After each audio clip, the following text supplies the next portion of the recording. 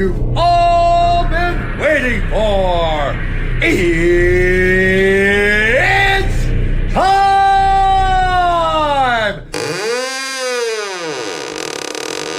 Welcome to the show where the screams collide, where blood runs cold and the shadows hide. Each week a fight, two films will clash.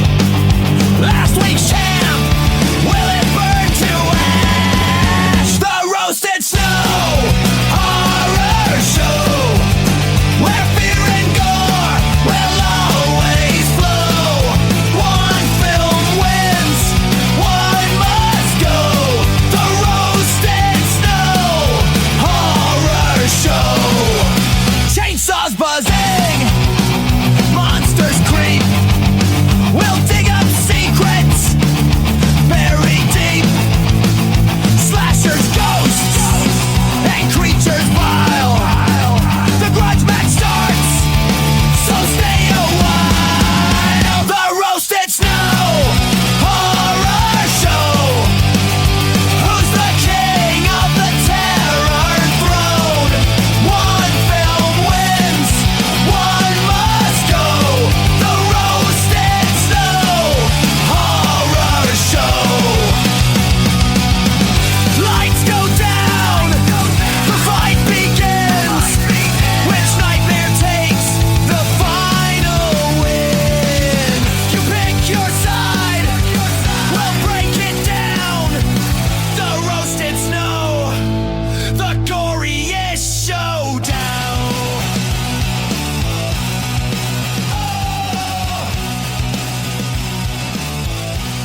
The goriest showdown.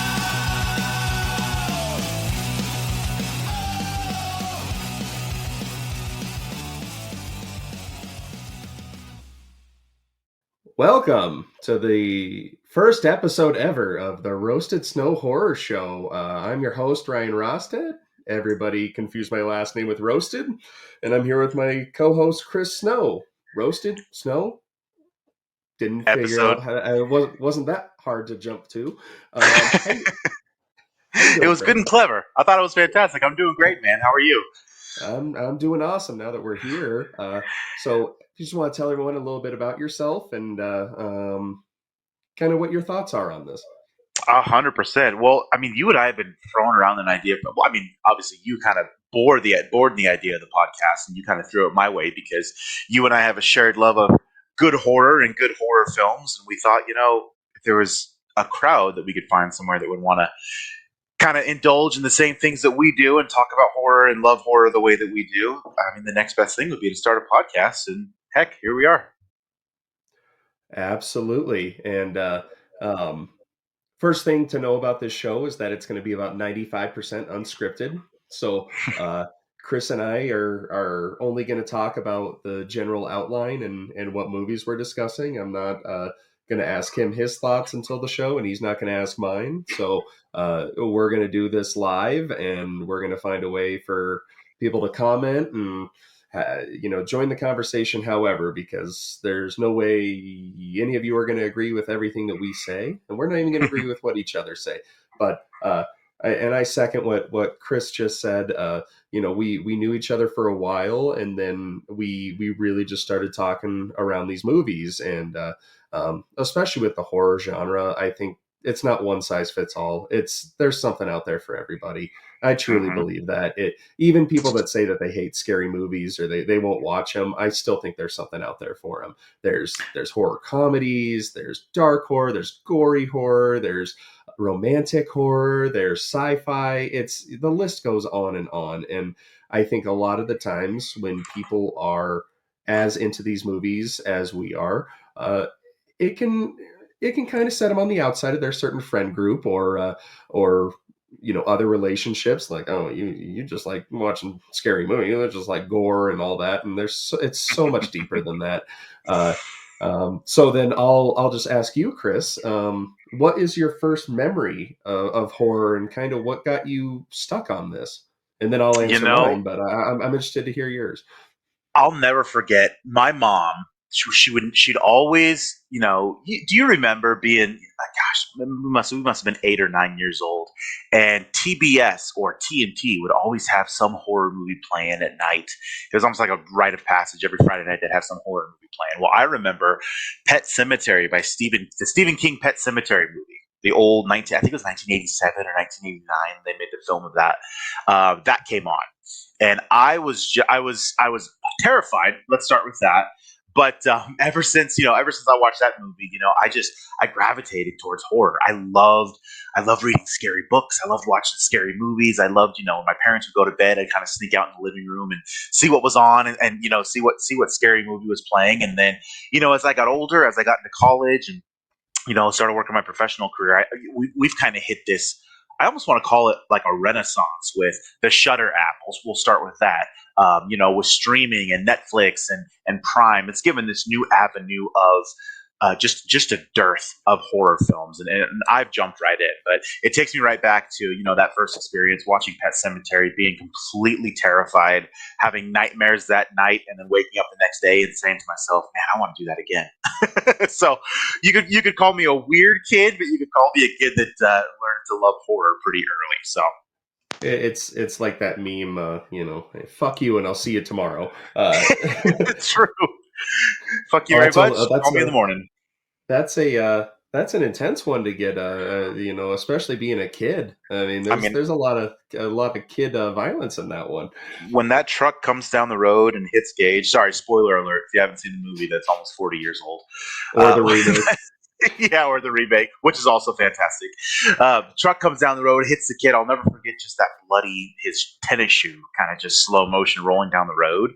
And then when he came back, Zombie Gage, I mean, that was one of those, that was one of those moments that really just stuck in my mind. I mean, I can still remember that kid with a little scalpel slicing Judd Nelson's Achilles tendon from under the bed. I mean, it still makes me cringe just thinking about it.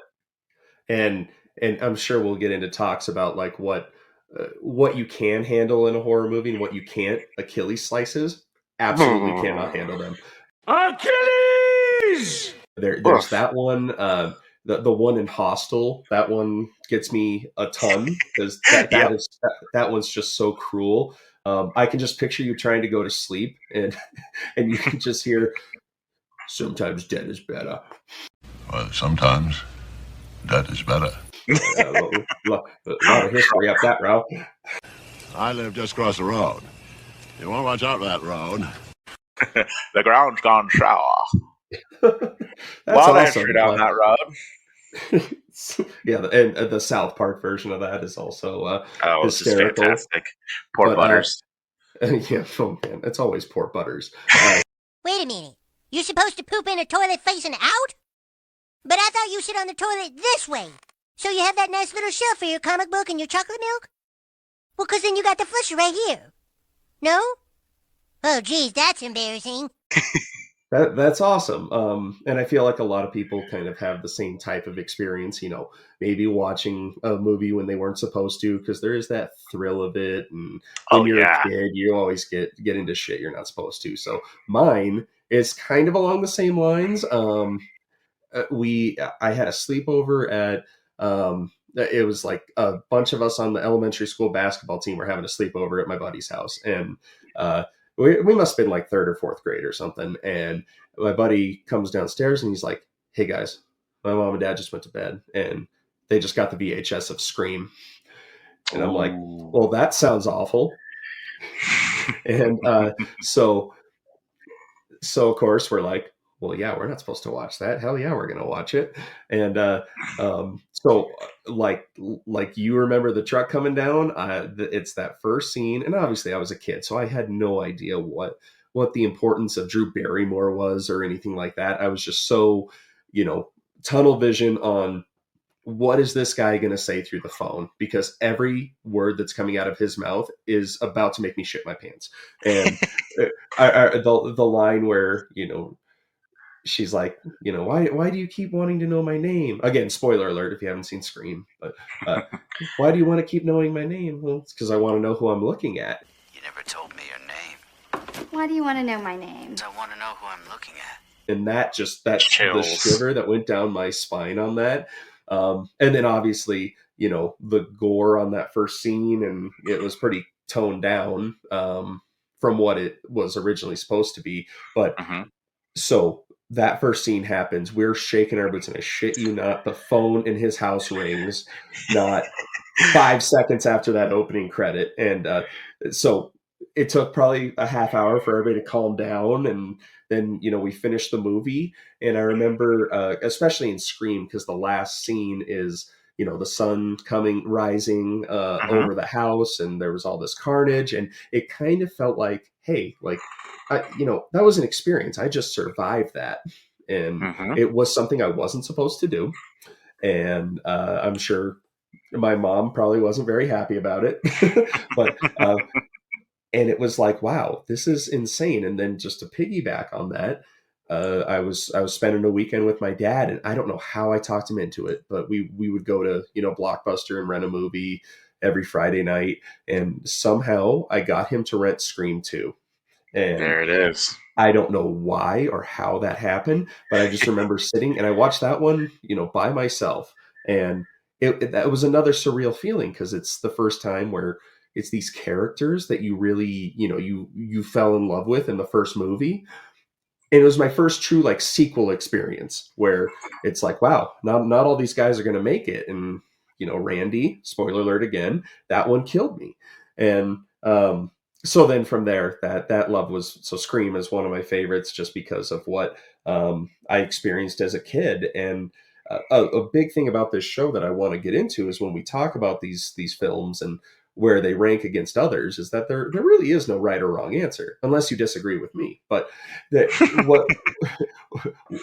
what I'm getting at with that is, you could be going through something in your life, or you could, a movie could have distracted you that everybody else hated. It really doesn't matter. I just want to know why you connected with that movie. A perfect example for me is Halloween Resurrection. That movie is horrible. Watching it now, it's like, dang, but I have such a deep personal connection with that movie, because that was the first one that, the first rated R movie my brother and I snuck into. And there's the cheap jump scare at the end where Michael Myers opens his eyes, and it was kind of like you with Pet Cemetery. We could not sleep that night. Every time I closed my eyes, I saw his eyes opening. And, so I always look back on that one with fond memories, even though it is a horrible movie. It's, you got Busta Rhymes in there. It's just, it is the most whacked out movie, and even Jamie Lee Curtis hated it. So They were really throwing everything at the wall for that one. they really were, Seeing what was going to stick. and it started out so good. They carried on right from H2O, which, and obviously, I don't even know if I had seen H2O yet, and then I go back and watch it. I'm like, wow. So he was decapitated, and they still found a way to bring him back. That's interesting. They really get to a point where they're just jumping the shark to make another film. Absolutely, absolutely. So, just getting into this first inaugural episode. Normally, what we're going to do is, Well, and I want to say two things, Ryan, before we move yeah, forward. go Just for it. just as a quick shout out, and I'm sure you're going to relate to this too. I don't think you and I have ever talked about this piece, but going back to just our origins of loving, horror films, particularly, but loving horror in and of itself. I mean, I've got to give a throwback to the Goosebumps books. I was addicted to those books as a kid, and I think that fed right into my love of it now. I'm gonna one up you on that one. So I love Goosebumps as well. Like, those were insane. And I remember like the braised covers that, Yep, you yep. could feel the You can feel goosebumps the on the Goosebumps. goosebumps on the Hmm. title. Yep. The one that I relate to is Scary Stories to Tell in the Dark, and those. Oh my gosh, we could do a whole episode on this, and I'm sure we will on time. Oh yeah, and it just the illustrations. Just, Oh, I don't I'm know thinking of him right now. how. It's making me Yeah, shiver. I don't know how our parents let us, pick those out at the book fair, but they were there. you know, I won't stick on this too long. I know we want to get into the meat and potatoes here, but half of me thinks that our parents were they didn't understand that was in our school library. So had they known that we were picking that up and looking at those pictures and reading those stories, they might have had a little something more to say. Dude, I went to a Blissfully ignorant, I'm sure. I went to a Catholic school, and they had it in there, and there's I'm pretty sure there's some sacrilegious themes in those stories. Oh I'd yeah. have to go Oh yeah. back, but yeah, it's just so funny because yeah, and then like the Goosebumps, they had the TV show, and I remember watching Mhm. that, and it was a weekly thing, and it was really crazy when some of those would be a two-parter. I think like the Haunted Mask was a two-parter, and I Yeah, loved Fox that. Kids, man. Hmm. Absolutely. And then the intro with the shadow G going over everything, and I the still dog remember with the the demon song. eyes. Dun dun dun dun. Dun, dun, dun, dun. All this to say, we've come full circle with our love of horror, and I'm so happy to be doing this podcast with you finally. Me too, brother. It's going to be, and I hope we can turn more people on to horror movies. I know Mhm. we have the same group of friends, and one of our friends, he was texting me the other day, and he's like, I'll listen to it, but I don't really watch horror. And I'm like, well, hopefully after you listen, you'll watch something. But yeah, with how this show is going to go for the most part, we're going to do new releases, and they're going to go head to head, straight up. And again, there's no formula as to why one will beat out the other. It's just, why did you like it? Or which one did you like more and why? And, defend it. We're not going to ridicule too much, probably a little bit, but um, that's what it's going to be. And each week, a new release will go up against the previous week's champ. This time, since it is the first horror movie, the podcast that we've done, and we're releasing this on Halloween. We're going to do, I think the list I have is the 15 movies that we thought of that we thought were some of the best of this year. And as Chris alluded to earlier, is that it is truly a renaissance. I was going through some of these titles, and it's like, wow, we really, like, this was a huge year in horror. And I say year meaning last Halloween to this Halloween.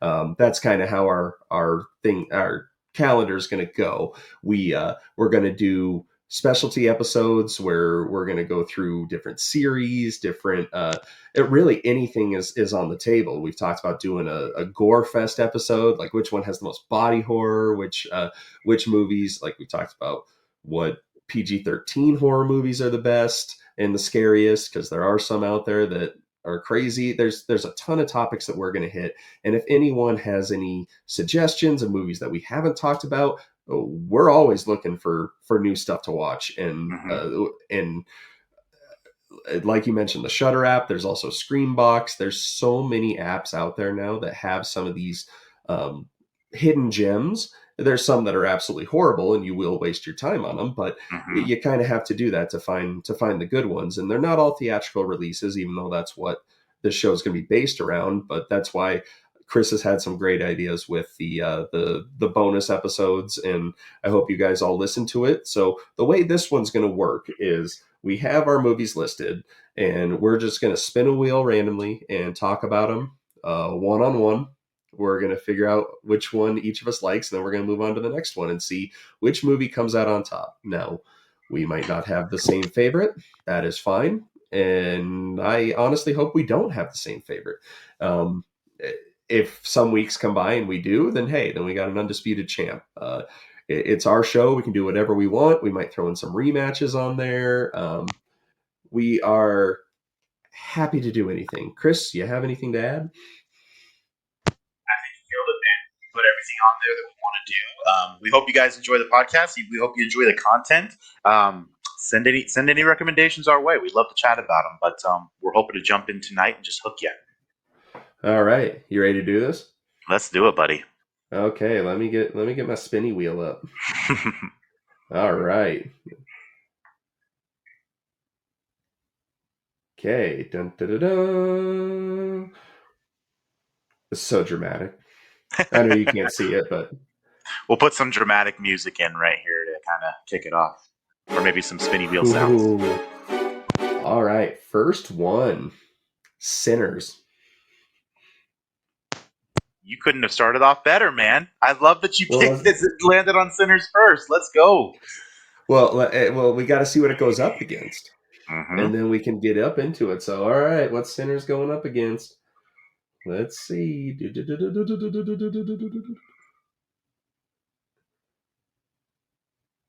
It's like in the middle. Okay.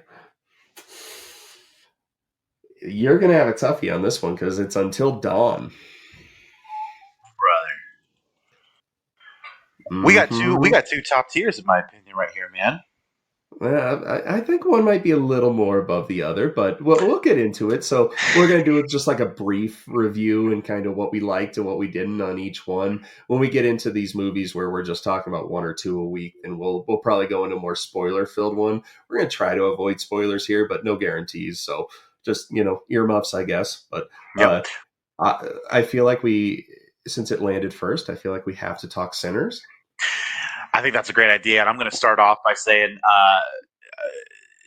what a fantastic piece by Ryan Coogler. I thought it was a great performance by Michael B. Jordan playing the brothers, both Smoke and Stack. Is this here smoke or is this stack?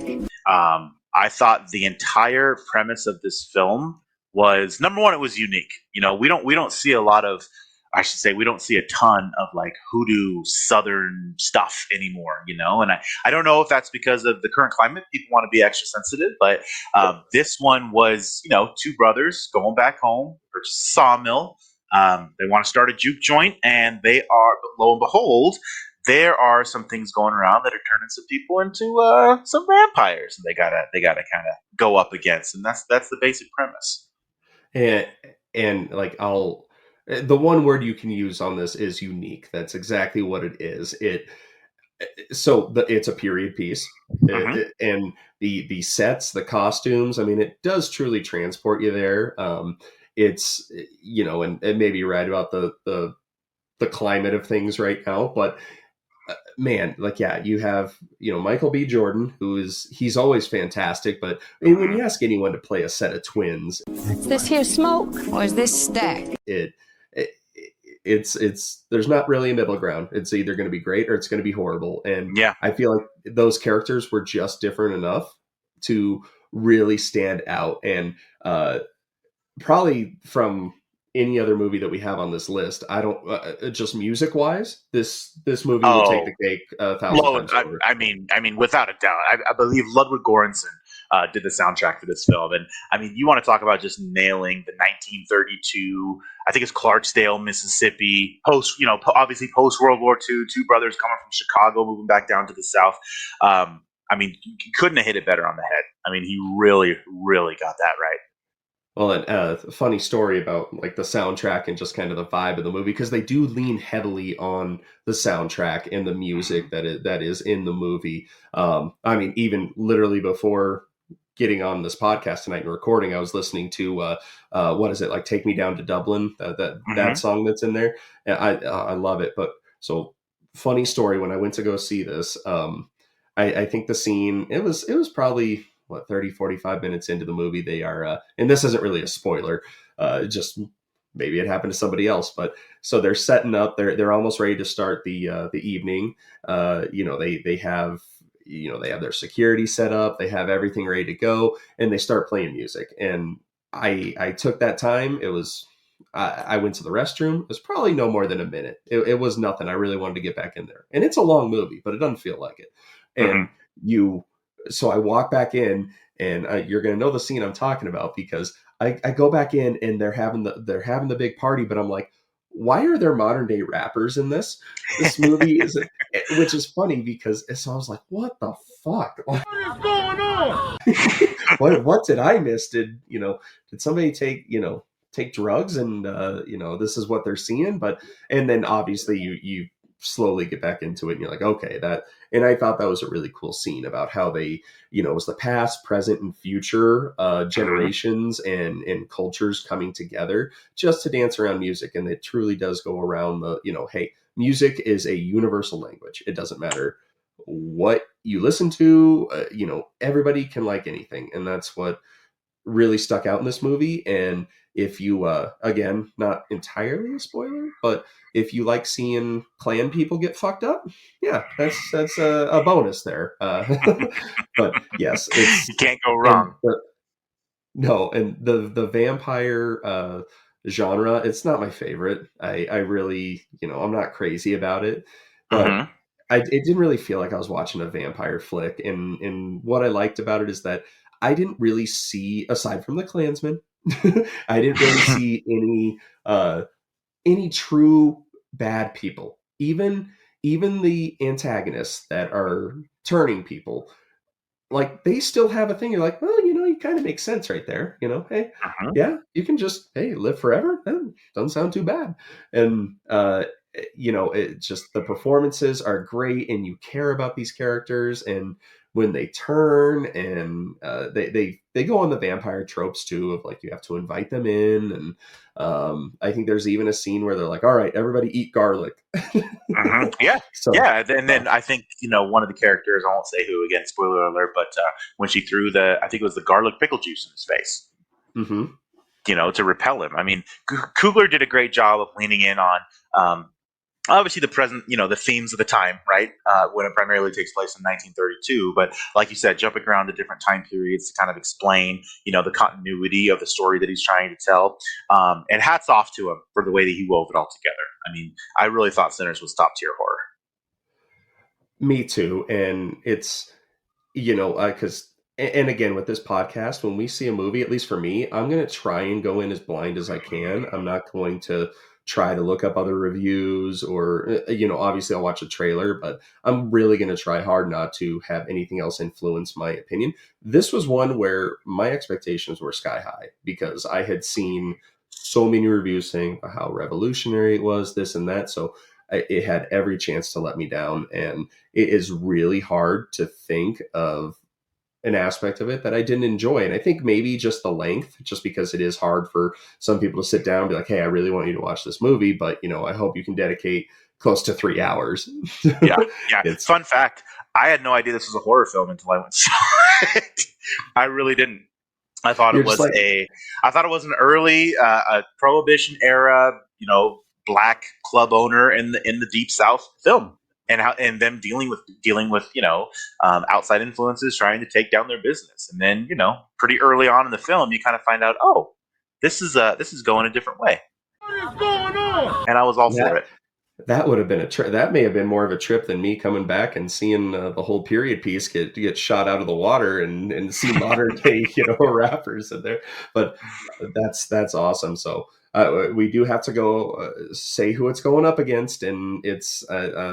I think I know which way this is going. So I apologize to you because I know your love for this next one. But Until Dawn, and as someone who never played the video games, I will just say that as just a standalone horror movie that I had no idea what the video games were about. I thought it was just a fun ride, and it was just it was entertaining. They had some pretty awesome kills. I mean, there's one where they're drinking the water, and it's insane. And you can go into a little bit about the video game and how it differs from that, but I think maybe if it's going up against maybe half of this list instead of Sinners, this might go a little different. But I'll let you take it from here with you're going to be more well informed on Until Dawn. Well, I mean, I can't disagree with your appraisal there. I mean, Sinners would be hard for any of these films to go up against and come out on top. So we may be foreshadowing our rating there, and we might be agreeing on the first one, but that's not to take anything away from Until Dawn. I played the game. The game came out on the PlayStation 4. It must have been, about 10 years ago now, maybe even more. It was one of the first ones. But the premise of the film and the game differs. I don't want to say completely, but long story, I guess to compress it as much as I can, the video game, you embody the roles of all the characters, and it's not a game in the way that you think it's a game, and that you start out as a level 1 character, and as you go through, you get new weapons, and you level up, and you get powerful. That's not what the game is at all. The game is essentially it's a story. It's telling a story, and the choices that you make affect the way the story goes. Your characters can die, they can live, all based on the decisions that you make. It's almost like an interactive choose your own adventure kind of thing. Whereas the film kind of took a different route.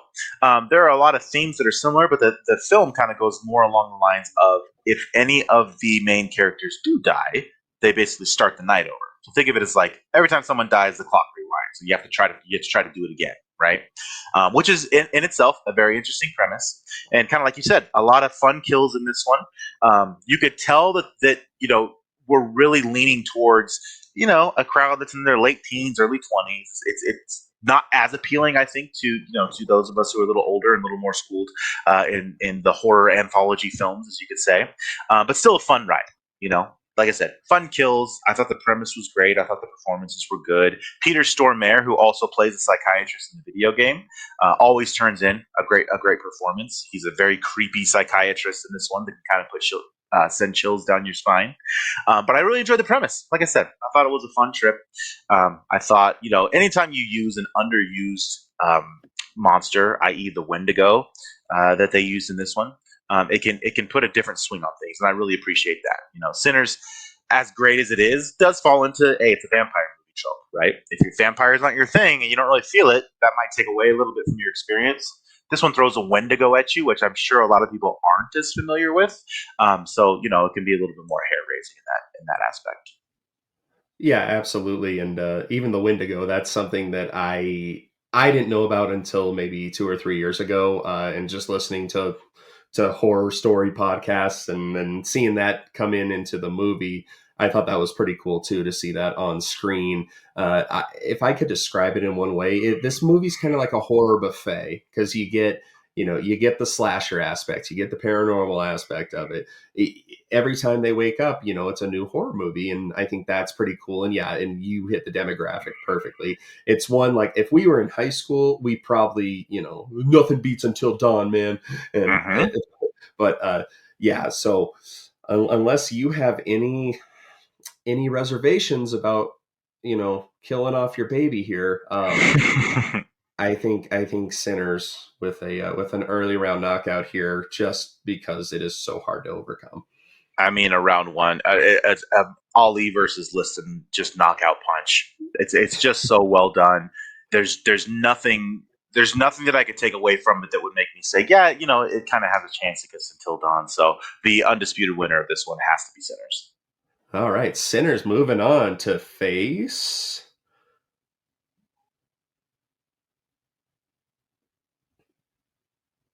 Oh, it's hovering against two of them right now, and they're both going to be tough. Oh, Give us a man, challenge, Ryan. this wheel is killing me right now. So if I were to tell you that it was a heavyweight championship bout, who do you think it's going up against? I am going to take a guess that it's going to go up against Final Destination Bloodlines. Oh, that was one it was hovering against, but it's actually Weapons. Oh, that was going to be my next guess. Mm-hmm. Josh Brolin, talk to me, buddy. I'm going to let you kick this one off. Okay, so, oh boy. So Weapons, they started off with this, their marketing campaign was very interesting. Again, it was very, like, you didn't really know what was going on through the trailers. It was like, at 2:17 a.m., 17 children left their homes. We don't know where they went, and then it's Weapons. It's like, well, what does that title have to correlate with kids missing? And if you're unfamiliar with the previous work here, it was Barbarian. And Barbarian, if you've never seen it, go in as blind as you possibly can. Because props to Zach Kreger, the director. Dude, it is a trip. Like, I watched that on HBO Max. Like, I was like, okay, I keep hearing things about this. And in that one, I'm not even going to tell you anything about it because I want everyone to go in blind. But it has some great performances, and he's a comedy guy. So there's a lot of comedy in these movies, and especially in Weapons. Like, again, it's not really a spoiler, but like Josh Brolin's character has a nightmare, and he wakes up and he's just like, what the fuck? What the fuck? It's like, hey, that's what I would say in that situation. And the formula for this one is they take one character and they do a little segment on them. So the first one is I wouldn't even say that there's a main character, but marketed as the main character is going to be Justine, and she's the teacher of the class. So you kind of go through her day and kind of what's happening on her end, and then they'll go to Josh Brolin's character, and it really kept me intrigued. And again, it's a very long movie. It's the runtime is right up there with Sinners. It's insane, but it's another one where, and I don't know if it's because this formula was going on, but it's like, man, like, who are we going to see next? Like, they even throw in a random druggie that you see his POV, and it all ties together, and you can, if you're a horror vet, you probably kind of see where it's going after about halfway through, but uh, I think there's going to be an iconic horror villain from this for a long time, one that is really unsettling. And I don't want to give too much away on it because it's not something that I didn't expect there to be this like one single antagonist, but it's it's really interesting to see how that is taken. And something interesting about this is that the movie was written I believe from a dream, and Mm-hmm. that it was written kind of go with the flow. You know, a lot of writers, they sit down and, you know, I've written some screenplays, and you know, you try and lay it out beginning, middle, and end, and how do we get there. This one, he's like, this was my dream, kids go missing, and then he went from there, and it ended up being an absolute masterpiece. It was absolutely incredible.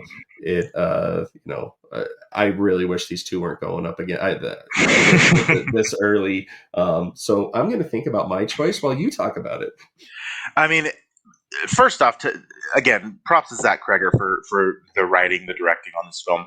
The film's presented in a non-linear narrative. So to kind of give you guys an idea, that means the chapters for various characters, like their perspectives, like you said, and their stories and how they intersect, it's presented differently. It's not just a linear film throughout the whole thing, and you know, one thing happening after the next. So it builds up. You know, the climax of this film, like you said, you can kind of see where things are going, but you know, with a premise like we have, where you know, it subverts your expectations, right? And by the way, can we just start with how scary of a premise it is? I mean, last night at 2:17 a.m., every child from this class got out of bed, went downstairs, opened the door, and walked into the dark, and they never came back. Like, how scary is that? Just to start something off. Where'd they go? Why'd they go? You know, all those things that are kind of running through your head. Those ideas and those themes, they do play with that throughout the film. Josh Brolin, of course, playing the father of one of the children. I believe Julia Garner was the teacher. Naturally, she's the first suspect, right? I mean, her class is missing, so she's kind of the first person to think about. And, you know, she obviously goes paranoid, and she relapses into alcoholism. And, I mean, this film just, you know, you're sitting with this sense of impending dread the entire time. And like I said, it's building towards a climax that I don't want to give away. You know, that's one spoiler I won't say in case you guys haven't seen it, because it is rather new. But there's so many different things that play, and the way they all do work together. That's something that sticks out for me in a horror film, or in any film, really. When this many ideas can kind of come together, and you know, you look back on it when you're done, and all these little pieces start to make sense. But just a terrifying scenario, just a terrifying thing, and a fantastic climax that is worth a rewatch to kind of see all the little Easter eggs and things that we're hiding throughout. Well, and the casting was great. And every single one of these characters, they're flawed. Every single one of them. Mm-hmm. But they're not so flawed where you want something bad to happen. Like there's one. It's not really a spoiler, but one of the characters, he's a cop, and you know, he's detaining a suspect, and you know, if you've ever watched Live PD, you know, when they're doing the pat down, it's like, all right, do you have anything sharp that's going to stick me?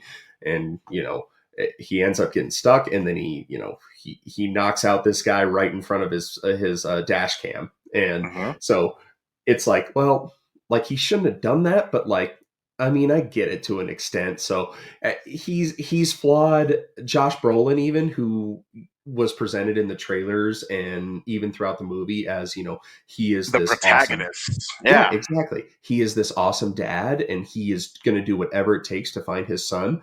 I mean, it turns out, again, it's not a super spoiler, but like he was a neglectful dad. Mm-hmm. And it's a lot of his guilt that is going into this search. And, you know, it's kind of funny because it turns out that his son was kind of a shithead. Mm-hmm. And the thing that I love about this too, this is another piece of the film that this in any film, right, that forces us to, you look at the premise and you automatically have your mind made up that something bad happened and these are our heroes that are going to go save the day, right? And then in the next 2.5 hours, you realize exactly what you said. It's like, well, people aren't necessarily as good as you think they are, just based on what's going on in the, you know, when you meet them. So any film that forces you to look at people in that aspect, and even look at ourselves in that aspect too, really put some eye opening things into perspective, and those are those thought processes that I love. That makes me think about things and people a different way. Well, and yeah, especially with the nonlinear format. I mean, you see things in, Justine's story, and then when it gets to Paul's story, it's something that you're like, oh yeah, I forgot we already saw that, but now I'm seeing it from his perspective, and then what kind of led up to his decisions that day, and that's all just in addition to, in the back of your mind, like you said, that feeling of dread, like, well, we still don't know what happened to these kids. No one has been able to find them.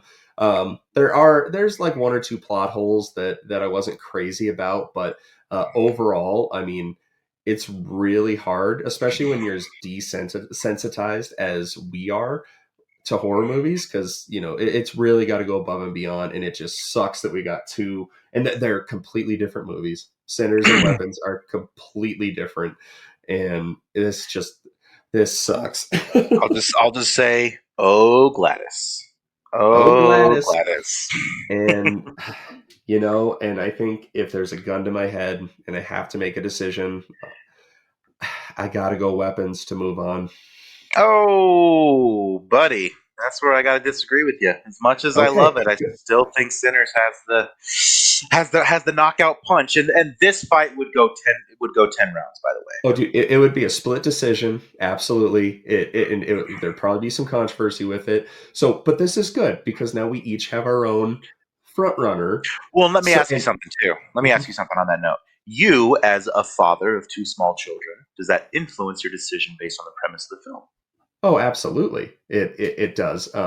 And I mean, Sinners has that a little bit to an extent. There is I'm not going to say he's a child, but he's also not an adult. But you're worried about what's going to happen to him throughout the course. But yeah, I mean, it's 17 kids. My kids are in school. Like, yeah, that absolutely influenced me. And that's another part of this.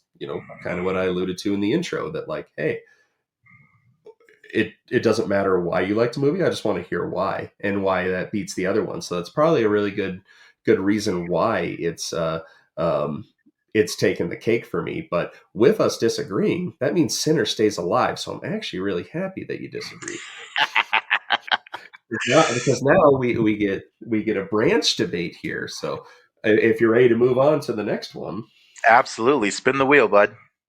spin that wheel. Spin that wheel!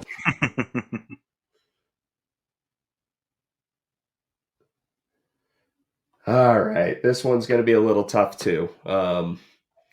Another unique one. Definitely not as action packed as the ones that we were just discussing. Heretic with Hugh Grant. Okay, Yeah, good I, choice. I did switch up the list a little bit on you. I didn't tell you though. Hey, I like a surprise now and then. Yeah, I ended up taking out a couple of direct sequels because I didn't think that was fair to do that. We will have our own episodes on sequels and franchises and all that. But so if you want to start this one, I think I took the last one on Heretic here. Another. I keep talking about the premise of these films. I guess that's the best way to go into it. But uh, I'm not going to pass opinion or give any judgments on people knocking on my door to proselytize. I have my own beliefs and faith, but two young missionaries from a specific faith knock on a man's door, and I think they got a little bit more than they were expecting. Am I wrong?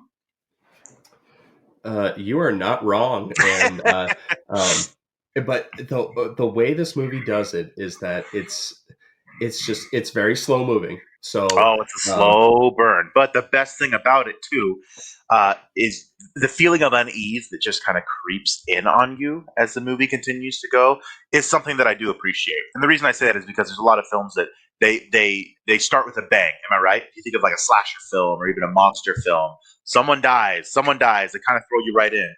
This is much more of a slow burn. You're really starting to get an idea. Okay, these people are just starting off talking. They didn't feel comfortable going inside, but they went inside anyway, assuring because he assured them that his wife happens to be in there. Hint, hint, hint. Um, and by golly, he has a lot to say about what they're there to talk about. And a fantastic, if I may say, performance by Hugh Grant.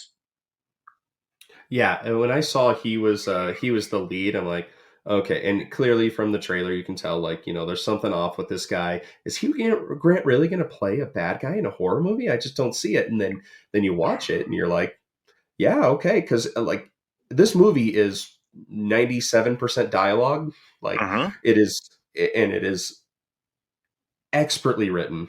It is, and I'll even tell you, like, yeah, with this show, like, we're not going to care what religion you are, what Mm-hmm. politics you like, what race you are, what sexual orientation, anything like that. Anyone's welcome, but we do have Yeah. to talk about it if it's within the movie. So, I personally, like, I grew up in the Catholic Church, and I don't even know if you know that about me, but like I was an altar boy and did all the things. So um, I feel like I've become much more open since then. But watching this and just seeing how he calmly disarms them Mm-hmm. and gets into this debate, and it starts off innocent enough, like, hey, I just want to hear about what you have to say, and then he brings out some analogies in there and some arguments that it's like, wow. And then some at a couple points, the two protagonists, they clap back at him with some other interesting ideas, and it's a movie that really just gets you thinking. Mm-hmm. Even though, like, they move from one room to another, and this house, it looks like a normal house. Absolutely. It's I it's was I was just sorry. about to say they really start in that, and then by about 3/4 through this film, it turns into something completely different, Yeah, if I can it's say. oh yeah, no, you can say. And there's a couple turns in this movie where they you think it's going to go one way, and you're like, at least for me personally, I'm like, really, like, all this build up and it's going to be that, and then they turn it around. Like, I truly can say, I don't think anyone going into this one truly knows how it's going to end. Hmm. And even the ending, it leaves, I'm not going to say it's completely ambiguous, but it leaves a lot up to debate, because of prior conversations in the movie and just the general themes. And I do think they did it in a respectful enough way. Like, I mean, I'm not going to say I'm a hardcore religious or anything, but it's not like, I was sitting there taking offense to anything that was said. And even the two characters, they even play up. I believe it's the first conversation of the movie. They're talking about the South Park musical. They're talking about how their faith is perceived in the media, and even one of them is like, I thought it was pretty funny. So they are aware, at least one of the characters is aware of kind of what the perception is for what they're doing, and the other one is, she's just adorable. She's so naive on so many things, and it is really fun to see her kind of grow up in the sense of this one night, because she has to, and she has to question her beliefs. And it's again, it's really hard not to give anything away in this movie, because just if you want one on a rainy night, if we want a horror movie, just, hey, turn on, listen to Hugh Grant talk. He could talk me to sleep any night. He's got one of those voices, especially as he's gotten older. He does, and he's just the dad next door vibes. Hmm. He says a couple things that just seem like they fly over the radar, and then they come back, and you're like, wow, they probably should have been paying. And at the same time, you're watching this, and you're just like, leave the house, you Yeah. morons. And there's something deeper in it for me too. You and I haven't had almost many conversations about faith, but myself as a man of faith, I'm a deeply faithful Protestant man. There's a very interesting dynamic going on here in how Mr. Reed, who is Hugh Grant, how he portrays kind of his views and kind of, as we learn as the movie goes on, his behavior. And I conclude it's really consistent with something that Fyodor Dostoevsky claimed. He said, in I think it was Crime and Punishment. It might have been in Demons, but he made the statement. He said, "Without God," and he was a man of deep faith as well. He said, "It is apparent in man that without God, all things are permitted. He's not saying that they're right. He's not saying, which obviously they're not, as we see with Mr. Reed's behavior. But that's kind of the premise of it, right? That Mr. Reed, this man who thinks he's thought his way out of faith and thinks he's smarter than those who came before, has figured out a new system and the real truth. And that kind of behavior and that kind of dictum has led to kind of the things that we see him portray in the film, which, in my opinion, are pretty sick. Well, and he, I mean, not to take away from that serious topic, but he does throw a Jar Jar joke in there, which is, that gets which some extra obviously points. touches me very deeply as a Star Wars fan, and you as well, I'm sure. And he does the worst impression of all time, but it's, Can you imagine thousands of years from now people accepting Jar Jar as a significant religious figure? Beg your pardon? Jar Jar. Jar Jar Binks. Jar Jar, excuse me. It's so funny just the way it comes about. But I think as much as, this was, and again, I think pretty much every movie on this list I think you should go and watch it. In what order you want to do, that is totally up to you. This one I also recommend, but it ain't beating Sinners or Weapons. No, definitely not. Sinners is undisputed to me at this point. Well, and I'm the same with Weapons. If it got past Sinners, but we got to go through the list and we gotta figure this out. Again, why did this wheel do that? We should do more takes on this. I love it. I love it so much. And I could, by the way, I could spend a whole episode talking about Weapons or not Weapons, Heretic and the themes within. So glad absolutely. you put that one on there. It's and I thought about it the other day, and I'm just like, I think in my mind, I'm like, oh, it came out before Halloween last year, but it actually came out in November. So, all right, this one is a really dumb one that's on the list, but I had fun with it. Death of a Unicorn. Okay. Yeah, it's a little oddball. Probably not going to make a high ranking on this list, but I mean, put Paul Rudd in anything, and I'm going to appreciate it. Like I had the internal debate like a week ago, and I'm like, because he's doing that Anaconda remake with Jack Black. Yes, he is. And I'm like, can we somehow get that on the show? I don't know if it's going to be classified as horror, but and again, like, it's one of those where you see the title and you're like, all right, that's going to be stupid. Why are they remaking Anaconda? And then you watch the trailer and you're like, all right, this has like Tropic Thunder vibes right now. And I kind of like it. So with Death of a Unicorn, it's Paul Rudd. It's God, why am I blanking on her name? It's Wednesday. Jenna Ortega. Jenna Ortega, that's right. It's Jenna Ortega, who I loved her in the newer Scream movies. I thought she was great. Yeah, and there's some turmoil there between going into Scream 7, but I thought Scream 5, or I guess it was just called Scream, but the new Scream and then Scream 6, her character is awesome in that, and her in this, it's so stupid, but there's some good jokes, there's some good gore. If you want to turn your brain off for an hour and a half and watch Paul Rudd and Jenna Ortega, try to conceal the body of a dead unicorn, in today's world, that's essentially what it is. There's some really good comedic performances in it. I'll let you speak on it a little bit, but I don't think it's going to warrant too much of our time. Definitely not. I mean, I will say this. I've never seen a film where someone snorts a vial of grated unicorn horn, but I think that's a pretty good. That's a pretty good snapshot. Yeah, right. Spoiler alert. That's a pretty good snapshot. Wait till you see what they do to the rest of the unicorn. Spoiler alert. Does it live? I don't know. What's the title of the film?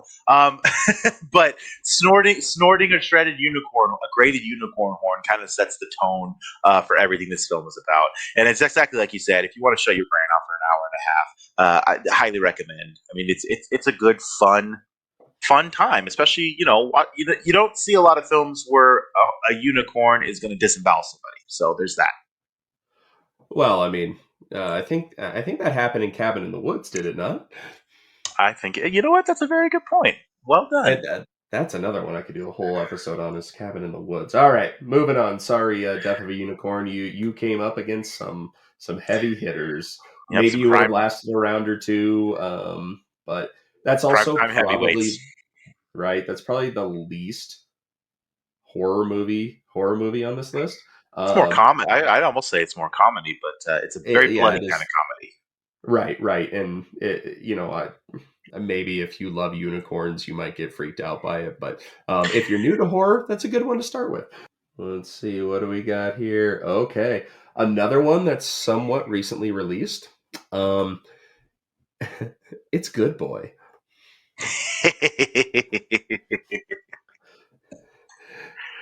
I'll let you take the Oh lead on man. this one. So, where do I even start with this one? Well, let's start with this one. Just so you guys know, if you know nothing about Good Boy, it's about a dog. He's a dog. He's totally a dog. What, you saw him hitting on someone? No, I didn't say he a dog. I said he's a dog. Really cute dog. Okay, let's start with that. And I think the dog actually takes front and center on the movie poster, which is great.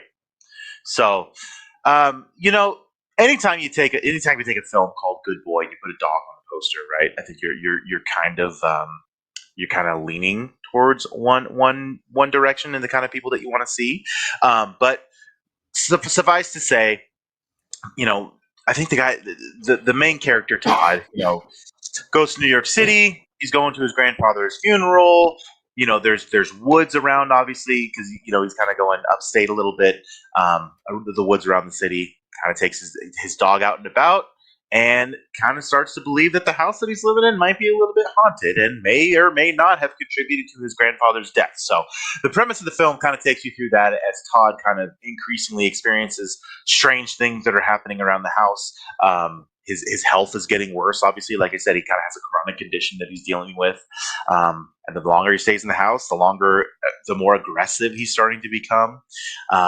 You know, it's happy with the climax. You know, and the reason I say that is because you kind of get an idea from the beginning where things are going and how Todd is going to end up based on what you do find out in the beginning of the film. But going back to the dog and how the dog kind of plays into it, I can kind of appreciate they use the dog as a character in this way. And the reason I say that is because a lot of movies that have dogs as prominent characters, right, i.e., Marley and Me or Air Bud or something, it's always in a happy, jovial way. And not to say that there's nothing happy or jovial about having the dog as one of the main characters here, but seeing the dogs play a role the way that Indy did in this film, I was all for that. Yeah, and it's just so funny because it is so simplistic. It's you know, it's marketed as, you know, it is a horror movie from the perspective of Indy, of this dog. Yeah, dog. And there are movies that have taken a shot recently, and I love the fact that movies are starting to get more creative.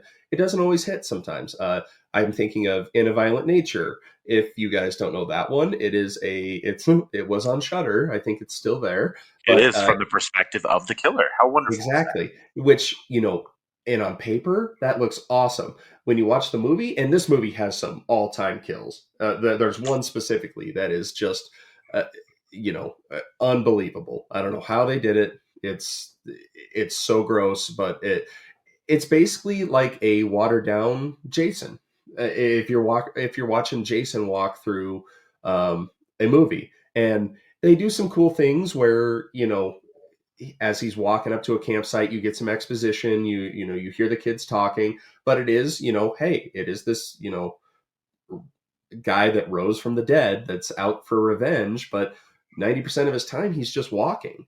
And, you know, it's pretty realistic because that's what probably would happen, but it doesn't mean it always hits. I enjoyed the movie, but I know why people don't. There's also another one, and it's called The Presence, and it's from the point of view of the ghost that's in the house.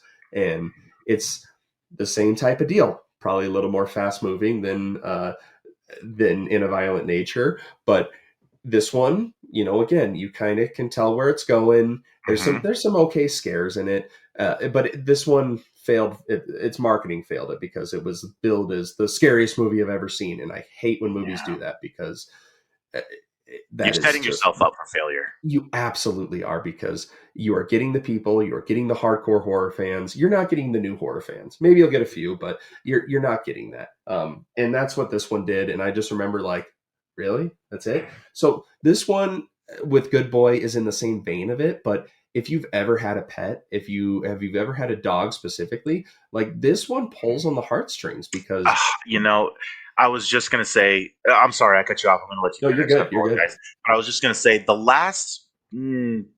I'd say the last 15, 20 minutes of this film are exactly that. I mean, you want to talk about just if you've ever had a pet, right? You've ever had a pet that's been close to you that you love. I mean, this one really gets you. And to have that done in a horror film the way that they did to me was just it was a really good brushstroke. Yeah, and the the effects aren't great. It's a very low budget movie, so that's my only real knock on it. But like from the dog, like you'll watch a horror movie and you're like, oh, you dumb idiot, don't go in there, blah blah blah. And this one, you feel so helpless because the dog, you can tell it's the dog knows something's wrong, Yeah, and it's aware. the and the dog can't do anything to help. He does as much as he possibly can. And what I loved about this is that you mentioned the poster and how the dog was mostly prevalent on the poster, but even throughout the movie, if you're watching it, the main Todd, he's wearing a hoodie. He's talking from a shadow. You never really see his face until the very end, and I thought that was awesome because it truly throws the dog as the main character. And there's some background dialogue, and you really start caring about Todd too, not because you care about Todd the person, but you care about I don't want Indy to lose his owner over something that Yeah. he cannot control. And yeah, there's some good jump scares in this one. There's some you know a lot of dread. And what I really liked about it, and I don't know if you had this experience too, but when I saw it, they did a behind the scenes thing after the movie ended, because it's such a emotional ending. You just you needed a break, and I hate when movies do this, but this time I made an exception. I love that they did it. They made it. They were, because the whole movie you're watching, you're like, man, how did this dog do this? Because this dog must be expertly trained. Like, I don't know how this, because this dog is so serious and it conveys so much emotion through its eyes. And the director who actually played Todd, he and his wife, and this is his actual dog, they made the movie together. I think it over a course of like 4 years or something. And they take you behind the scenes on like how they got the dog to do some of the stuff. And one of the scenes they hone in on is one of the scariest scenes in the movie, where the dog is growling and staring at the window, I believe. And it's like, it took us forever to get this shot. Like, we had to bait him with treats, and they do the little behind the scenes, and you're like, oh, that wasn't scary at all. But it really did drive home the fact of like, wow, it lifted the curtain. Like, they didn't have to do that. You could just wonder why. But as as someone who respects filmmakers and the work that they do, and if you've never been around a movie, you have no idea how much it, like, I worked on a 10-minute movie for Doritos once, and it was insane how much work that 10-minute movie took. The fact that they were able to do this with this dog for years and years and years, and never knowing if they're going to get the best shot, it was a testament to that. And again, go for it. Yeah, I was just going to say one thing here. Where however this falls, there's a really great scene in this film. I mean, we were talking about tugging at your heartstrings. It's the it's the last 5 minutes of the film. It's the last interaction, I should say, between Todd and Indy, and what Indy's trying to do with regards to Todd, who was I guess I'll just say he's in a troubling situation. Up to the end, this dog is trying to do right by his owner, and I'll never forget that one. That one really stuck by me. I mean, I'm thinking of it now, and I'm just like, oh man, that's sad. Dude, yeah. And just the lengths that Indy goes to try and help Todd, because I mean, it's, I'm not. I went home and just snuggled both of my cats the rest of the night. And that's the thing; it really changes your perspective. And even if you're a pet owner, you love your pet. Obviously, you love them. You hug on them. I did the same thing. I'm like, I got to go home and truly appreciate, or like, if I ever get possessed, please help me like Indy did. And so it's, again, yeah, and you bring up Marley and Me, because that one was released on Christmas Day, and it was marketed as a comedy. Which, oh my gosh, you want to talk about ruining some yeah. It's like that's a fear of a whole different level there. Yeah. So Good boy. You are a good boy, but you do have to go to the kennel here. You're going to be above the last few that we talked about, like Bone Lake and Death of a Unicorn. But I don't know if you're getting above Heretic. It's between that and Heretic, or they're right above there for me, in the tiers. But it's not touching weapons. It's not touching sinners. But definitely check it out, for sure. It's an experience, and it Agreed. blows out the other perspective horror movies out of the water, like In a Violent Nature and Presence, just because of that personal touch with it. Agreed. 100%. I'm right there with you. It just can't take Sinners down. That's more of a testament to how good Sinners is than any shortcomings that Good Boy has. Well, and speaking of how good Sinners is and how good Weapons is, we got a dark horse coming up, and that is Final Destination Bloodlines. Woo! Now I did say that I was taking out sequels, and I said fuck that with this one because this one stands so good on its own. So uh, I'm sure everyone knows what Final Destination is, and if you don't, it's a long-standing horror series with one of the most unique premises. You have so many of these franchises that have the one killer, or a demon trying to possess somebody. This is a killer that you cannot see. It is death is coming at you because you survived something that you weren't supposed to. And a staple on these movies is the opening scene. There is a disaster. The first movie, it's a plane crash. Second movie, it's a car crash on the highway with the log truck. The third one, it's a roller coaster. Fourth one is NASCAR. The fifth one is what what is It it? was the shopping mall. Well, isn't that at the end though? The shopping mall. Oh, that is at the end. You're right. Everything's going bad. It's the movie theater. That one's also. I think the movie theater's in the shopping mall. Oh, that's part of it, huh? There's so Yeah. many of them. I can't keep them straight. So but I think the first one is the bridge collapse. Yeah, The very first one. The very first one was the plane crash. Yeah, and the second one was the highway issue. Yeah. So, Yep. In these movies, they've always been super fun because they always try to one up themselves on how they're going to kill somebody and misdirect you. So once you become a little bit more seasoned on this franchise, you look for things. You look for, okay, well, that moved right there, so that's going to be what kills them, and it's something completely different out in left field. This movie, it was, I believe, 10 years or so since the last one. And the last one was Final Destination 5, and it's been out for 10 years, so I will do a spoiler on this one. But I actually really liked that one, mainly because it ended up being a secret prequel.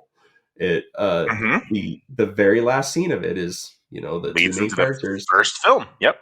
They're getting on the plane that the main characters in the first film get off of, and it was cool to have that full circle. So then you hear that they're announcing Bloodlines, and you're like, okay, this is clearly another cash grab. They still have this IP.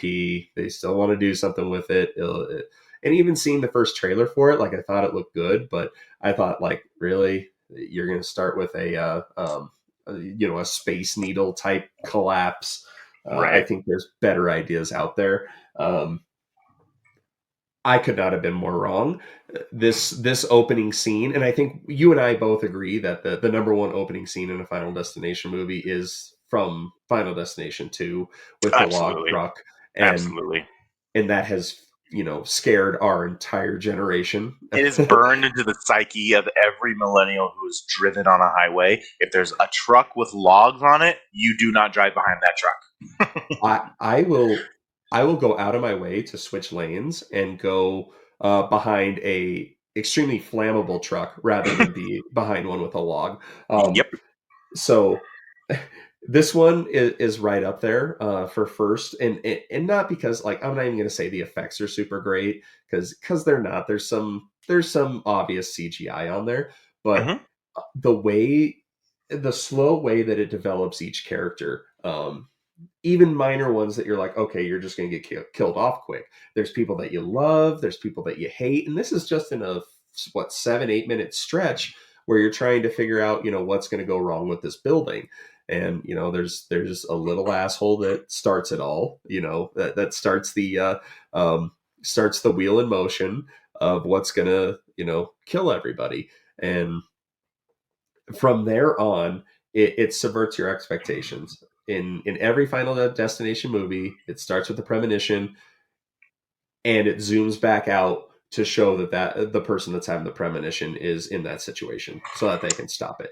This one flips the script on it a little bit, and it ends up being it's the granddaughter that sees what her grandmother went through, and that just you're so used to this formula. So from that moment on, you're like, all right, we're in for something new. Let's see where this goes, and it goes so many different directions, but it's probably my second favorite in the franchise for sure. I'll let you touch on your thoughts on it.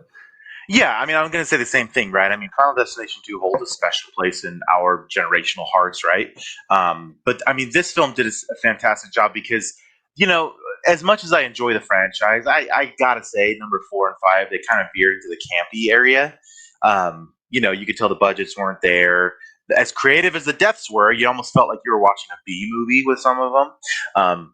But Bloodlines, you can clearly tell that the filmmakers really had an appreciation for what actually made the film so good, not just from a creative death aspect, but from tying it into, like you said, tying it into generational trauma and how death as an entity, it doesn't forget. It's whatever happens, the sins of our fathers 60, 70 years ago, like it holds grudges, and it has its own, it has its own agenda. And of course, the final performance by Tony Todd of coming in and speaking with the new cast, I think, creative kills, which is always fun. That's kind of inherent to any Final Destination movie. But I really thought the filmmakers really showed respect for the film.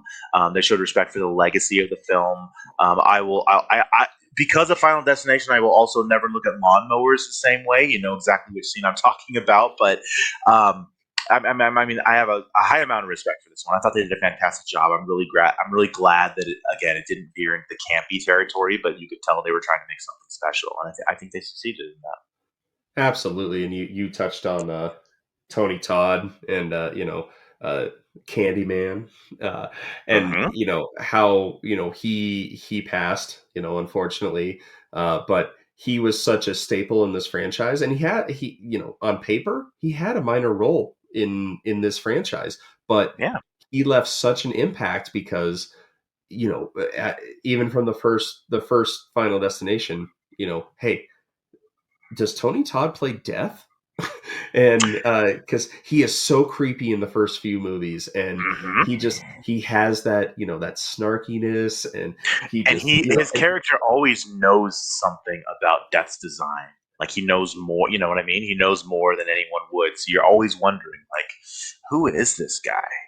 Right, because he also he gives them more information than you think that you would, and you're right. He knows exactly why it's happening. He knows the patterns. And I feel like the way that they pay this off, I'm not going to spoil it, but the way that they pay it off with him, it makes longtime fans of the franchise. And that's very hard to do, to subvert an expectation that you may have had for a long time. But, and just the way he improv those last lines that he has. I intend to enjoy the time I have left. And I suggest that you do the same. Life is precious. Enjoy every single second. You never know when.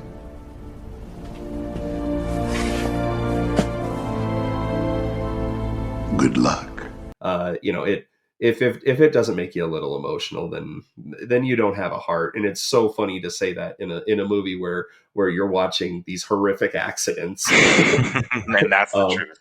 Well, and what sets this one aside from the others is the others, you meet this group of friends, and you can't wait to see some of them get picked off, if not all of them.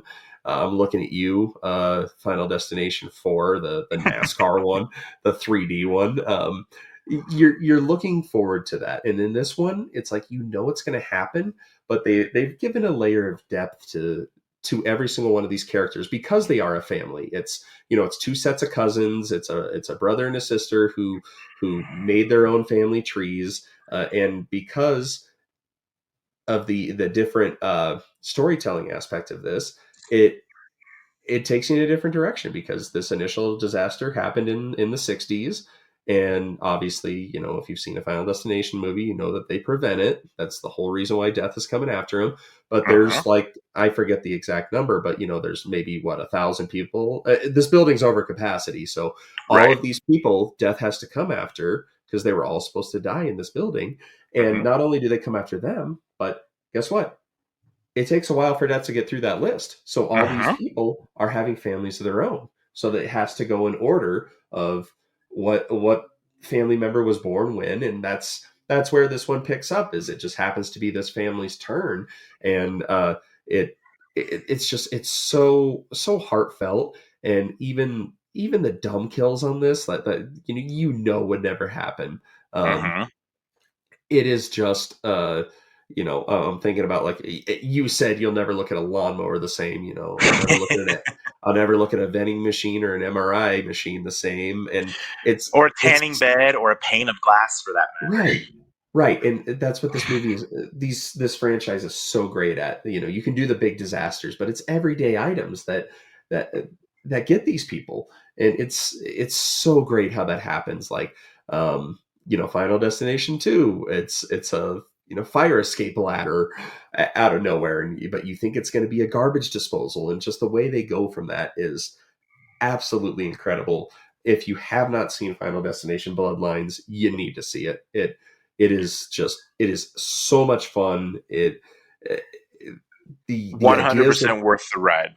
Oh my God, yeah, it's right up there with some of the best in the franchise. It has the heartfelt moments, but having said that, and it really pains me to say, but it ain't beating Weapons. We have started with two juggernauts in horror over the last 12 months. And as much as I love Bloodlines and the franchise itself, Sinners is still coming out on top. It is taking down all challengers. Which I'd like to know everyone else's feelings. Do you lie more on the Sinner side or the Weapons side? I'd be really curious to see where everybody lies on it, because it is so. And if if you ask me tomorrow, I may change my answer. But we're not recording tomorrow, are we? All right. Next one, we're down to like the final 4 or 5 here. Which I'm not gonna lie, there's a couple campy ones on here now. I mean, after Death of a Unicorn, you can kind of throw them in, right? It's like junk food. Right. So now stepping in to be the contender is Clown in a Cornfield. I'm so glad you landed on that one. Yeah. So I guess the bigger question for me is: have you read the book? No, I have not. And after I saw the movie, like I went into it blind. I was like, all right, let's see. It looked pretty creepy. It's a creepy ass clown, Friendo, who's chasing people through a cornfield. What more could you want? Matter, kid? Don't you like clowns? Don't we make you laugh? Aren't we fucking funny? And it doesn't get any better, right? Especially when you take Horde, you can throw it back to like the 90s or the late 80s, early 90s. There's a certain aspect of that time jump that sits with us differently. And I think it's because we have gotten so used to technology, right? Cell phones, iPhones, smartphones, GPSs, electric cars, all of that stuff. And, remember when you and I were coming of age, none of that stuff existed. So being reminded of that in these horror films adds a little extra spice on it for me. Right. And like going back to the book aspect, like I had no idea it was a book until after the movie. And, I read some reviews, and, they kind of go into the differences and the similarities. So I just went into it judging it as it was. And it wasn't what I expected. And I think that in some ways it was good, but in other ways it was bad. I had this expectation in my mind of kind of what it would be. And I can respect the way that they went, but it also wasn't my favorite. It's a fun ride, but is it a great horror film? Come on. it's again, I would put it in that kind of like that starter territory. Yeah. If if you're creeped out by clowns, because there are so many people that are scared by clowns. Matter, kid, don't you like clowns? And any haunted house you go to, there's a clown in there. Obviously, Stephen King's It. Everybody knows about Pennywise. Any clown out there. You could even call Gladys a clown. That's fine too. But that's what I thought when I saw Web. So the thing is with that, I was expecting so much more. I didn't like the reveal of what's actually happening and why. And I think it's just because my expectations were a little different. I'm not even going to say they were higher, but I was expecting something different. I think the motive behind it is interesting because it is a nice debate to have, and it's everlasting about which a how do I say this without giving it away though. We all have our generational thoughts and fears, and basically every generation thinks they're the best generation. Let's put it that way. Sure. Like, now you hear kids going 6, 7. I'm like, God, you guys are so stupid. But we were walking around going, oh, that's tight. Dope. That's dope, man. That's dope. Yeah. So it plays into that, and it's a small town, and I really like the casting and the characters in it. And again, there's some really funny parts. But have you read the book? I have not. It's actually been every time I walked into my favorite used bookstore, it's right there on the front desk, just staring me in the face. But I have such a backlog of horror right now that it's a ways away. Yeah, and I wouldn't even say this one is a super, like you said, it's not super scary. If you're Yeah. terrified of clowns, it's probably not going to sit super well with you. But the reveal, they do enough to, you're probably not going to lose any sleep like you would in some other clown-filled horror movies. So that one's going, again, not a bad movie. I think, No. like you said, it's a fun ride. There's some really funny performances in it. It's a good time. It's just not. And maybe someone listening completely disagrees and thinks it's awesome, and I want to hear those ideas. All right, final 4. Let's see. Can anyone What do we dethrone got? our heavyweights here? All right. So this one I cannot wait to talk about because it is him. HIM, him, whatever you want to say. So this one, if you guys don't know, it is a football horror movie, which obviously you and I are football guys. We're big into sports. So I was really excited about this one, and it didn't do itself any favors in the sense that a lot of people probably went into this movie thinking it was done exclusively by Jordan Peele, and I went for the bait on that, the first trailer that I saw, because stylistically it looked very much like Jordan Peele was the director of this movie, which he is not. Not to say that's a bad thing, but it is Jordan Peele's production company, Monkey Paw, that got their hands on this. And when you see it, you can see why. And I just kind of left this movie disappointed because the first 2 acts I thought were great. I'm usually not into the artsy horror movies, when they try too hard to be different and look different. It didn't bother me in this one. And I think it's just the culture of sports. There's a part at the very beginning that I had to audibly laugh at because it's when the main character is watching a football game of his favorite team with his dad, and the camera kind of pans over, and there's like this religious shrine for this football team. And I'm like, if you go in my basement right now, like the bunch of abs and nugget stuff, you could call it a shrine. It is funny how sports have become a religion. We're recording this tonight because your Packers play tomorrow night. That's right. It is funny that and they touch on that really well with sports and how it can consume our lives and how much time and effort and energy we put into it. And, the jokes out there, it's like, oh, I can't wait till football season starts. So, a team that's never known my name can determine my mood for the next 6 months. And And this movie it's around this up and coming rookie, and he is trying to I believe he was a projected number one pick. Some stuff happens, but he's trying to take the job of the face of the franchise, who's played by Marlon Wayans.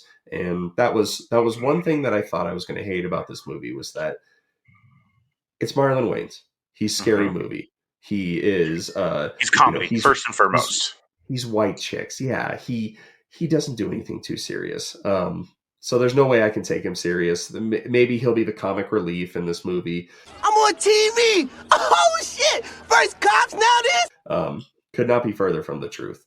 He blew any expectations, no matter how low they were, out of the water.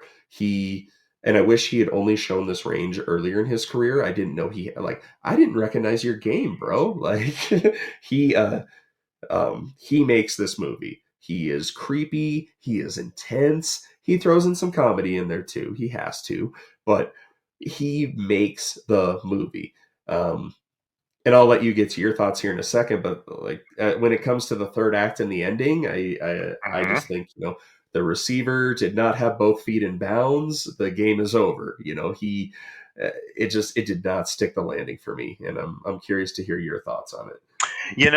There's always an interesting dynamic in the films that have the, sell your soul to the devil to get, what you want in life. And, the main character Cam here, in his interactions with Marlon Wayans' character Isaiah, they're extremely interesting, and they do lead to an ending that you don't see coming at all.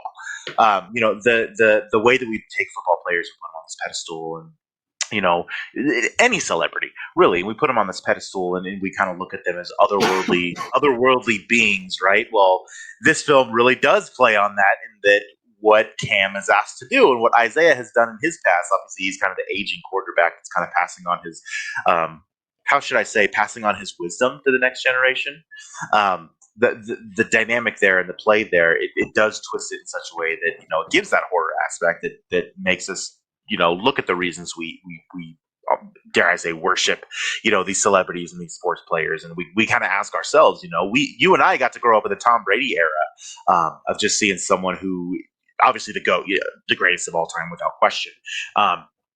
We ask ourselves, we know the TB12 method and just kind of the insanity the man put his life in to be the best, and what it cost him, and good for him for achieving it. And this film kind of throws a twist in there and says, well, those you obviously know the things that people have shared with you. What about the things that no one has shared with you? And it puts a horror twist on those unknown things. And as much as I did appreciate that, I do agree with you. I mean, this is a popcorn flick.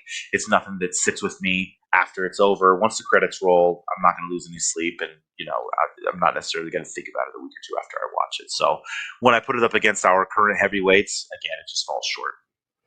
Yeah, and I'm glad you touched on the Tom Brady aspect of it. The original film, the title of this film was going to be The GOAT.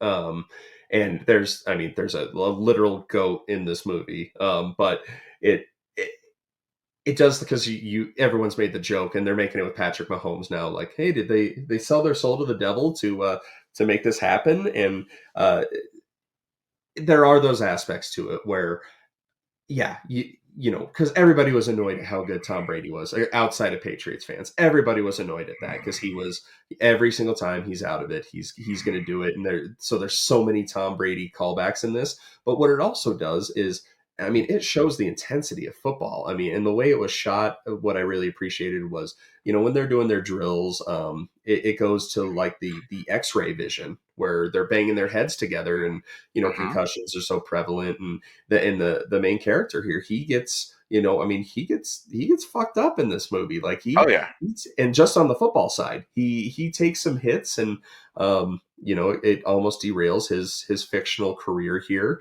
But the performances were great. I can understand why Jordan Peele wanted his name on it. And I believe the director was pretty young.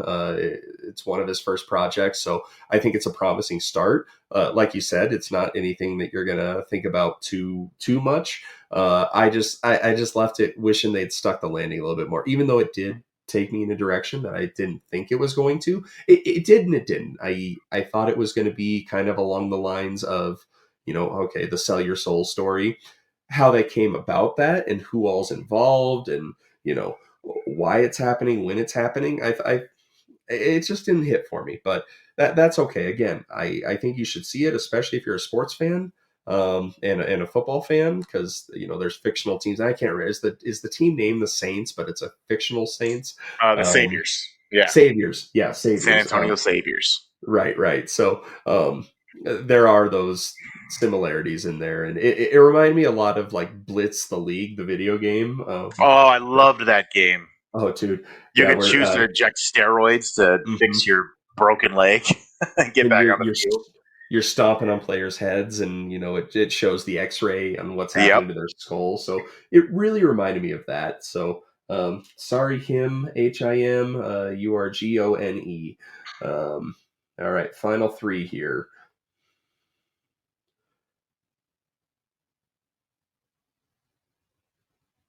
Let's see, it's on the line. Okay, so this one, I saw this one in the middle of some of these other great ones. Actually, you know what? I saw it a little bit before. I think I saw it before Sinners and definitely before Weapons. So at the time, I thought, hey, this could be right up there. Together. And Together, it has Allison Brie and Dave Franco, and they are a real life couple. So that brings the great dynamic here. That they really play well off each other, and the premise of this is, a couple, they're struggling through their relationship. They're coming at a crossroads, and they have to they move because of Allison Brie's character, her job. She's a teacher, so they move. Dave Franco's character was a aspiring, I think, guitarist, bass player. He was going to be a musician. Yep. Yeah, and so there's that aspect of it, that dynamic. They're trying to navigate this. They're not married. They may get engaged. They may not. I'm not going to tell you, but there's some dynamics in the relationship that are really interesting. But they move to this town and they go off on an excursion. They go to this mysterious hike. I could almost call it, yeah. In the cave. And they interact with a substance that long story short, it makes them extremely dependent on each other. There's some body horror in this. Particularly one scene in a bathroom stall that still sticks in my mind. Oh, yeah. Yeah. There's some really uncomfortable moments there, like that. And again, if I had seen this movie, if others didn't come out, this could be at the top of the list. But just because of the performances, because anyone that's in a relationship, there are always crossroads, and the fact that you have a real life couple portraying this and are having real arguments and are really deciding if they want to stick with this relationship or not, and then you throw into this, like, they literally are getting stuck together and trying to figure out why this is happening. So that's the premise. Chris, what are your thoughts? I mean, I love a good body horror film, and it's not necessarily because of just the gore of it, but it's because there's a piece of me that, like, your ultimate fear is something grotesque happening to your body, right? I mean, losing a limb, in this case, getting stuck to, get literally physically fused to somebody. That's a horrifying concept. And in this case, again, adding two people who are obviously married, playing the people in a relationship, I think adds an extra factor to the performance. But I think the premise is great. I love that Dave Franco and Allison Brie, who, by the way, are two hilarious actors. Allison Brie, of course, being in Community. Dave Franco's done a lot of comedic work, especially in Neighbors, which I like a lot. I think it's hilarious. see them do a horror film and pull off a horror film is fantastic. I thought it was a good original story. Like I said, I thought the performances were great. I thought as the tale goes on and you kind of see what's happening, you kind of see that they're not the only people that this has happened to. Opens up another dynamic that, again, makes it super scary because a good horror film sits in your mind, right? It makes you think about, well, what if that happened to me, or could that happen to me? And I think this film definitely does that. I definitely appreciated the ending. You kind of saw it coming, but it's another one that you're like, oh, this actually happened to them. So stuck the landing for sure. I just, unfortunately, it can't dethrone Sinners. Sinners still sits at the top, man. Yeah, absolutely. And for me, with obviously weapons, if I had seen it at a different time, or if it wasn't going up against the stiff competition, it'd be right up there. And the sick fucks that we are with body horror, I was a little disappointed because there is one scene that they teased heavily. There's a saw involved, and I'm like, oh, I can't wait to see this play out. And then it's very disappointing how that plays out. But but the bathroom scene, yeah, probably makes up for it. It's not the substance by any means. If anybody has seen that one is and you're a big body horror guy too. I know that's an episode that we're going to work on in the future is, what's the best body horror. And it's a genre that is a subgenre of horror that is it's also making a somewhat renaissance, to the point where people are actually calling it what it is now, as opposed to just a sick movie. And it's amazing what some of these effects artists can do. And, and in this one too, there is a very substance like creature, I guess you could call it.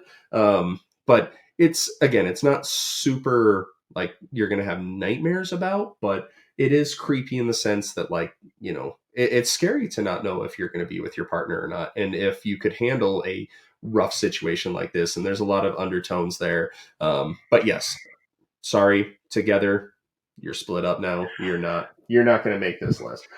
Quick shout out to the final scene of, well, I shouldn't say the final scene, spoiler alert. The scene of the two of them dancing to the Spice Girls song, "Two Become One." Make of that as you will. and that was awesome. Yeah, that was like you said, that's a great way to stick the landing. And it plays into their earlier part of their relationship too. Yeah, it's just such what a year for horror. And there's so many unique ones. All right, last two. One is campy, one is not. Let's see what we got. We're going non-campy. So we are going Bring Her Back.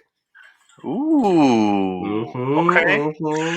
I will say, if there was one for me, besides weapons, that was going to come close to dethroning Sinners, it would be Bring Her Back.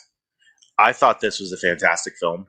I thought the premise was great. I thought the performances were great. I thought the horror and the dread in this film was great.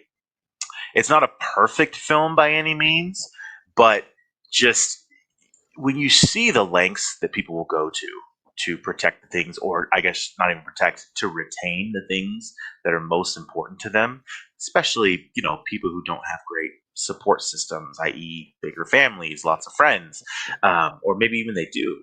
The idea that they will retain in any way, shape, or form that they can those precious things. I'm trying not to give too much away here, but seeing it played out and knowing that this kind of stuff does happen in the world just makes me shiver.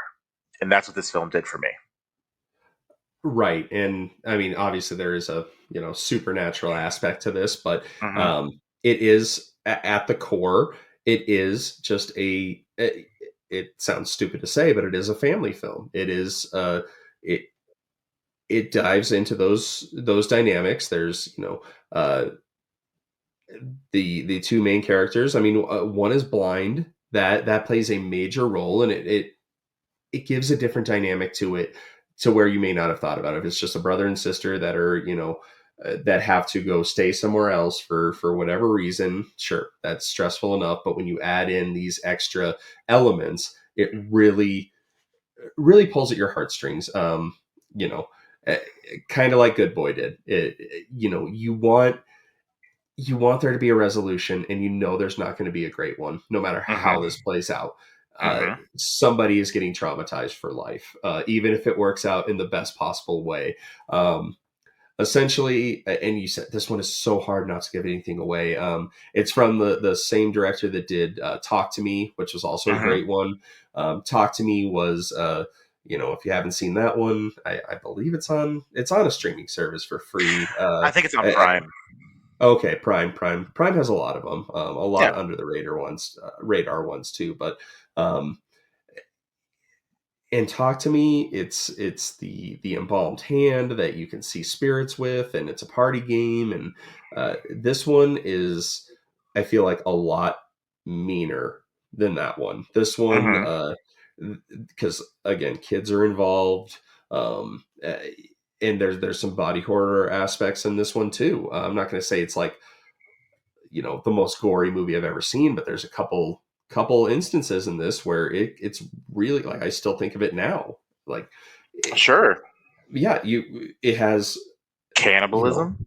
You know, it has some cannibalism. It has some. I don't know if you've ever chewed on a knife before. That's not a knife. That's a knife. But that, yeah, it reminds me of the scene in Evil Dead where the ghoul is licking. You remember where she takes the razor blade and just licks right through it? Yep. Yes, I do. I can remember one of the scary movies. They're making fun of Evil Dead. I think it's one of the newer ones, but yeah. And then, you know, the tongue sticking out, and then they close the basement door, and, you know, it severs it. But yeah, no, there are definitely a lot of moments in this movie, whether it's, you know, the gore or if it's just the subject matter. It makes you feel very uneasy, and the whole movie is like this. And it's a dark movie. It's raining all the time. There's a pool involved that is, for me, it's, for whatever reason, it's very unsettling. And again, the performances are great. Just getting into the premise a little bit, there is this brother and sister. They are not blood brother and sister. The sister is blind, but their father passes away, and so they have to go to a foster parent. And this foster parent only wants to take the girl, not the boy, which they get into, but ends up taking both. And that's where things start getting very creepy. And I can't even blame this antagonist all that much, because, you know, you wouldn't know what you would do in that situation if, and again, I don't want to give it away, but sure, you, as a parent, I'm like, I don't think I would do any of that. But, you know, if I truly, because I, you know, love my kids, and if something ever happened to them, I would like to think I would do whatever. Sucks that it's, you know, at the expense of two innocent kids here. But the idea that, and this is another one of those movies that makes you go, you know, it's so easy for us to sit and watch. And again, this kind of ties back to what you and I were talking about at the beginning of why we love horror films so much. Is this is one of those movies that makes you go, oh my gosh, even though that's terrible, but I could never do that. That's the first thing a lot of people say. I could never do that. I think one thing that attracts me to horror so much is that I accept, well, actually, we're all capable of doing horrible things. All of us, every single one of us is capable of doing horrible, terrible things, such as things that are done in this film. What does keep us back is our, you know, our humanity, or, you know, our ability to see the fact that we haven't faced the choices that these people have faced, you know. And I think it's important for us to understand, like, despite how horrible and terrible they are sometimes, don't think for a second that you're not capable of doing it yourself, because I promise you are. Right. And it's just, you hit it perfectly. And now, granted, a lot of these movies where in situations that these people are in, or it's, you know, it's very far end of the spectrum there about, like, okay, I'm probably not gonna, you know, like, be in a Final Destination scenario or something where, right, or a good series of movies that dives into that are the Saw movies, which I Mhm. Saw is one of my absolute favorites. But you'll watch those movies with the same type of thing, and those are a little bit more realistic because, like, well, if I was in a room with somebody and it's either me or him, I mean, what am I going to do to get out of there? Mhm. And Yeah. there's other movies that have touched on that. There's one underrated one on I think it's on Netflix, and it's called The Circle, and it it the premise of it is, I think it's like 100 people are on I think it's on a spaceship or something, but they're all on this triangle, and they all have to vote for somebody to die like every 5 minutes or something. And so it goes into like, age, race, prejudices that people have, and it all comes out to play in that scenario. And it really makes I recommend The Circle on which is confusing because I think there's a reality show called The Circle as well on Netflix, but this one is good. But it goes back to that, just trying to get back to bring her back. It's totally different than anything else that you could compare it to. Obviously, I mean, it says it in the title, bring her back. They are trying to bring someone back. I won't say who, I won't say when, but there are other movies where Pet Cemetery, like you touched on earlier, that's one Mhm. where they try to bring people back. And so that's why I'm like, the antagonist, initially you're like, wow, she's creepy, she's gone off the deep end, and then you figure out why, and it's like, wow, it is about grief and selfishness and all that. So, and I agree with you in the sense that if it wasn't, it is probably number 3 on my list as well. It probably goes Weapons, Sinners, Bring Her Back, Mhm. as the top 3. And that's a really good problem to have, because at any given time, I feel like those 3 could be interchangeable. But so definitely see that one. If it is a bit of a gut punch, no matter what background you come from, I'm sure everybody can relate to it at some point, on some aspect of it. But unless you have any other thoughts, we can get to our finale here. I think let's bring in the last one and see what it can do. Well, the last one is, I wish it was a little bit more climactic, but it's a fun one. It's a love story. It's Heart Eyes. Hard eyes, motherfucker. Okay. And that Not one, a, what's that? not a bad one. No, I actually had a lot of fun with this one. It's uh, it's on the lines of being, it's meta. It's like a discount Scream kind of. It's a Valentine's Day horror movie, um, and it follows, 2 people on a blind date, and at least I believe that was the premise. And there's this killer. It's called the Hard Eyes Killer, and Hard eyes, motherfucker. he goes after couples on Valentine's Day. And you know so he goes after all these couples. They do a weird, like, mockumentary news style to start, and that's a little strange, but it's a fun movie. I would still recommend it. We didn't put anything on this list that we wouldn't necessarily recommend, but as we get Agreed. into further in the show, there will definitely be movies that we're just like, we may even do a list of what's the best of the worst that we can think of, because it is fun to dissect movies that we hate as well. Oh, for sure. They're definitely out at, there. Oh yeah. We won't even talk about Halloween Ends right now, but that's one we could do a whole episode on. But in conclusion, my champ for the year is Weapons, and yours is Sinners, We're going with and Sinners. I don't think anyone could go wrong with either. If you haven't checked them out, please do. The only way that horror keeps going up is if you check out these movies and Mhm. support. You don't have to like everything, but we want to hear about it. We're going to get going with the very first matchup that we're going to have. We got to do two movies in a week instead of just one.